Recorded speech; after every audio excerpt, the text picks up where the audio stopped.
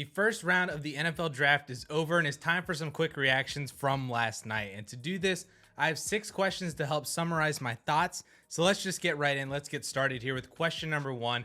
Which rookie gained the most value through the first round? And to be honest, none of them in my rankings really gained value. My pre-draft rankings have held pretty firm for the most part, both between positions and within the positions themselves.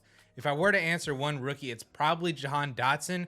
Even though it was expected that he would receive first round draft capital, I did not expect him to be in the top half of the first round and go to the Washington Commanders. He solidifies himself currently above other receivers like George Pickens, Sky Moore, Christian Watson, just because they're all going to be day 2 picks, and Jahan Dotson is a first round pick. And then he'll also be most likely above running backs like Isaiah Spiller, almost for sure. But then also if, Kenneth Walker or even Breece Hall were to fall into round 3, not that I expect them to, but if some more craziness were to happen, and that does actually happen, then I could see Jahan Dotson being ahead of both of those running backs as well. To flip this to question 1B, which rookie lost the most value? I think that's pretty clearly Malik Willis in Superflex leagues and even in one quarterback leagues. I mean, at this point, a second round rookie quarterback, I don't even know if Malik Willis would be worth a first round pick in Superflex leagues. I mean, he's probably going to end up being a first round pick in ADP just because of how many not great picks there are going to be at the back half of the first. So you might get to like 109, 110, 111, and you might just have to take Malik Willis because you have nothing else, especially if he does get drafted, by the Seahawks or the Atlanta Falcons or somebody else who still needs a quarterback in the early second round. I could still see that happening, and that would still make him a first round pick in ADP. I just don't know if he's worth that. I mean, at this point, if you look at the list of second round quarterbacks since 2010, it's not a very favorable list. And at least this kind of pans out to what I was saying a couple weeks ago, where Malik Willis is just kind of a worse version of Jalen Hurts. And we were just giving Malik Willis first round draft capital while Jalen Hurts got second round draft capital. So at least that comparison holds up a little bit because now we know that both of them are going to be day 2 picks.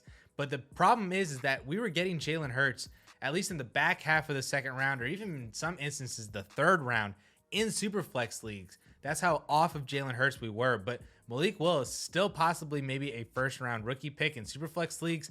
I'm not going to be in on that value at all. And he definitely lost the most value from last night. So question number 2, which veteran lost the most value as a result of the first round? And there are a couple names that you could probably throw up here, but I think it has to be Aaron Rodgers. I mean, you could throw Ryan Tannehill because he lost AJ Brown, but at least his team replaced his elite receiver with a rookie. Yes, the Packers made the smart move by not reaching for receivers with their picks in the late first. I do definitely agree with that. However, they failed miserably by sitting and watching the rest of the draft either trade up or trade out for wide receivers. Like, they weren't in on making a move to trade up for any of the receivers while the receiver round was going. They weren't the team to be making calls and making moves for AJ Brown or Hollywood Brown. So now, even as good as Aaron Rodgers is, his best receivers are Allen Lazard and Sammy Watkins, which I think you could honestly argue to be the worst duo in the league right now.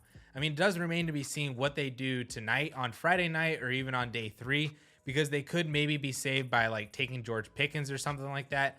But if they're missing out on all of that top talent in round 1, like I said, it's just basically inexcusable at this point for the Green Bay Packers. Question number 3, how do you rank the 6 wide receivers drafted for Dynasty rookie drafts? And to me, honestly, the ranking didn't really change all that much from what I had pre-draft. I still have Drake London as my wide receiver 1. He solidified himself as the wide receiver 1 in rookie drafts to the Atlanta Falcons. I have Treylon Burks still as my wide receiver 2 post-draft because he's got some fantastic opportunity as Ryan Tannehill's wide receiver 1 as the AJ Brown replacement. I have Garrett Wilson still as my wide receiver 3, either as the 1A, 1B to Elijah Moore on the New York Jets with Zach Wilson. It remains to be seen how good Zach Wilson actually can be to help support Garrett Wilson.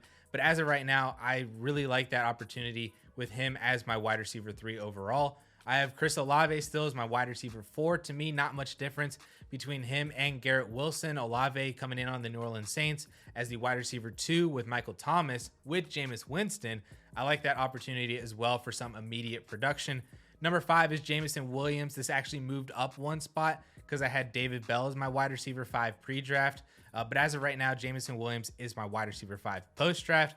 But I still don't necessarily like the landing spot of the Detroit Lions, because at least initially he doesn't mesh well with Jared Goff. So year one might be really, really tricky, but that might be okay because of him recovering from his ACL injury. So year one might already kind of be a loss. And then Jahan Dotson, my wide receiver 6, he's just thrown in here as of right now because I don't necessarily absolutely love the Washington Commanders spot. It's funny because I would have almost preferred him to fall a little bit more and fall to the Kansas City Chiefs or the Green Bay Packers to be, almost the immediate wide receiver 1 on either team, or at least in a better situation as the wide receiver 2 with an elite quarterback. But it's also funny because he got better draft capital by not falling to those teams. But now he's the wide receiver 2 with Terry McLaurin as kind of a Terry McLaurin clone with Carson Wentz. So I'm not necessarily sure how I feel about that as of right now, but you can't ignore the first round draft capital, and Carson Wentz almost assuredly is not the long-term answer for Washington at quarterback. So that situation definitely could change. Question number 4, would you still draft Breece Hall as the 1.01 right now? And honestly, my cop-out answer is ask me again tomorrow. I'm mostly kidding, but I'm really not. A rookie running back drafted in round 2 is certainly not a death sentence, especially when you look at all of the 2017, all of the 2020 backs that were drafted in round 2. The problem is the landing spot, because while a handful of teams need a running back, a vast majority of them actually really don't. So either he's going to hurt a veteran that we like a lot right now, or a veteran is going to hurt him initially to where he might not actually be worth the 1.01. So it remains to be seen tonight how things actually end up going for both Breece Hall and Kenneth Walker. As of right now, I would still take Breece Hall 1.01 if I had to make the pick, but I still think it's going to be somewhat of a question after round 2 if Breece Hall should still be worth the 1.01. Question 5, how are you responding to the AJ Brown trade? And I actually view this as a very neutral move for AJ Brown. I mean, he went from a run-heavy team with an average quarterback to a run-heavy team with an average quarterback. And I mean, you can even make the argument right now that Jalen Hurts is currently a better quarterback than Ryan Tannehill. Brown is also an extremely efficient player. Both of his 1,000-yard seasons actually came with under 110 targets. So I don't really view this as a major positive or negative for Brown in either direction. I also feel the same about this for Devontae Smith, who I think is just a very, very good NFL wide receiver 2 with wide receiver 1 upside. But for fantasy purposes, we should be valuing him more as a wide receiver 3 with wide receiver 2 upside. In 2020, the Titans threw the ball less than 500 times, yet Tannehill was able to support both Brown as the wide receiver 14 and Corey Davis as the wide receiver 29 in PPR scoring. So that feels like a good prediction for kind of how the Eagles duo might be for fantasy moving forward. Jalen Hurts is obviously the biggest winner here, who now has an amazing chance to not only succeed, but also prove that he's a legit NFL quarterback worthy of a second contract. And you could probably argue, as of right now for Dynasty, that Hurts moves ahead of both Dak Prescott and or even Russell Wilson in Dynasty based on his age and his mobility, which that would put Jalen Hurts as a top 8 Dynasty quarterback.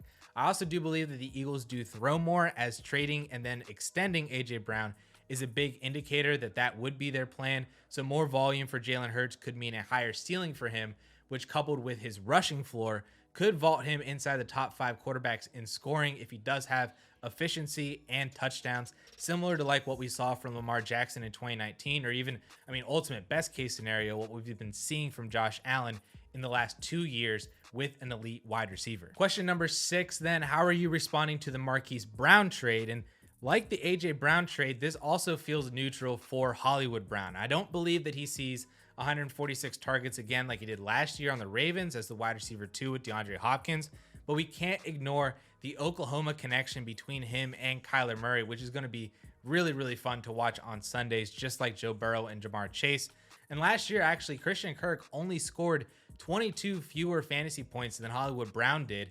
And I believe Hollywood's a better player than Christian Kirk, and he also has the possibility for more volume than Christian Kirk's 103 targets last year. This is obviously a plus for Kyler Murray, just getting that other really good wide receiver 2 on his team, and it could actually help him be more consistent in closing out his fantasy seasons after 2 hot starts in his last 2 years.